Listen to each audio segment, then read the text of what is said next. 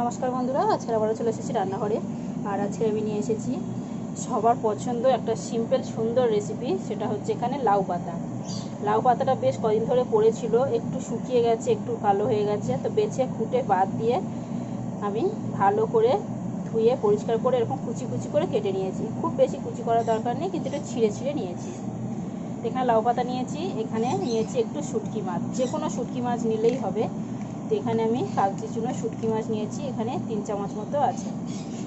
তো যাই হোক, এখানে নিয়েছি স্বাদ অনুযায়ী লঙ্কা। এই লঙ্কাটা মাত্র 3টে দেখা যাচ্ছে, কিন্তু এই লঙ্কাটা প্রচুর ঝাল। এটা 3 পিস নিয়েছি। রসুন নিয়েছি কিছুটা, এখানে বেশ বড় বড় সাইজে কটা রসুন নিয়েছি। কাঁচা লঙ্কা নিয়েছি, একদম ঝাল ঝাল করে বানাবো। তো চলুন এটাকে কিভাবে বানাচ্ছি দেখে নিই। এখানে আমি বসিয়ে দিয়েছি কড়াইতে কোনো তেল কিচ্ছু দিইনি। কড়াইটা হালকা গরম হয়ে গেছে। এর উপরে এবারে দিয়ে দিলাম শুটকি মাছ, আর যা মশলা নিয়েছিলাম রসুন, লঙ্কা আর পাতা, এটাকে আমি কড়াইতে দিয়ে দিলাম।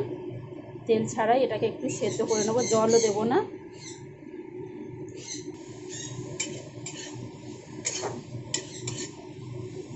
এখানে আমি সব মশলাগুলো একসাথে ভালো করে ভেজে নিয়েছি, সেদ্ধ করে নিয়েছি। এই যে দেখুন, সব জলটা একদম শুকিয়ে গেছে, অনেকটাই জল বেরিয়েছিল।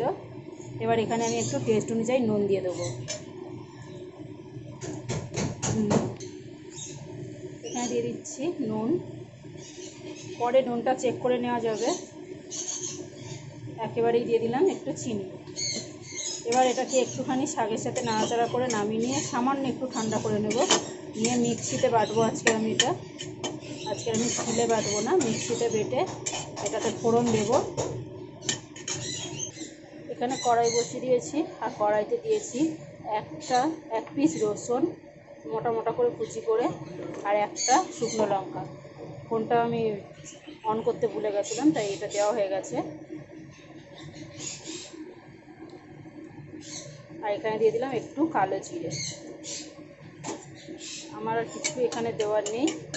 আর আমি মিক্সিতে ভালো করে পাতাটা বেটে নিয়ে এসেছি, একটু হালকা ছিবড়া ছিবড়া রেখে, একদম পেস্ট বানাইনি। মশলাটাকে মানে ফোড়নটাকে আমি ভালো করে কড়া করে ভেজে নেব। এখানে ফোড়নটা আমার বেশ ভালোভাবে ভাজা হয়ে গেছে। দিয়ে দিলাম একটুখানি হলুদ গুঁড়ো। এবারে দিয়ে দেবো এখানে বেটে রাখা ভর্তাটা, পাতা। এখানে মিক্সিটা ধুয়ে ঠিক 1 চামচ থেকে 1.5 চামচ জল দিয়ে মিক্সিটা ধুয়ে দিয়ে দিলাম। এবারে আমি ভালো করে ভর্তাটাকে রেডি করে নেব। এই যে দেখুন কত সুন্দর। আর কাঁচা লঙ্কা, যে পাকা লঙ্কাটা যে দিয়েছি, তার যে মানে ঝালটা, সেটা এখনই বোঝা যাচ্ছে যে লঙ্কাটা কতটাই ঝাল ছিল।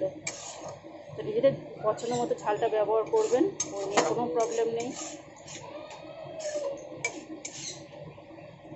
একটু ভালো করে এরকম নাড়াচাড়া করে জলটা হালকা শুকিয়ে একটু ভর্তা টাইপের মানে মাখা মাখা বানিয়ে নেব, আলু মাখার মতো।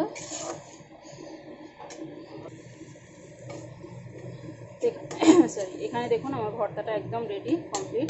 দেখুন কতটা জল শুকিয়ে গেছে, একদম ড্রাই হয়ে গেছে। এই যে একসাথে জড়ো করলে হয়ে যাচ্ছে। তো আজকের ভিডিওটা কেমন লাগলো বন্ধুরা জানাতে ভুলবেন না। আমার ভিডিও দেখার জন্য বন্ধুদেরকে অনেক অনেক ধন্যবাদ। ভালো লাগলে আমার চ্যানেলটাকে সাবস্ক্রাইব করবেন। আজকের ভিডিও এই পর্যন্ত, টাটা।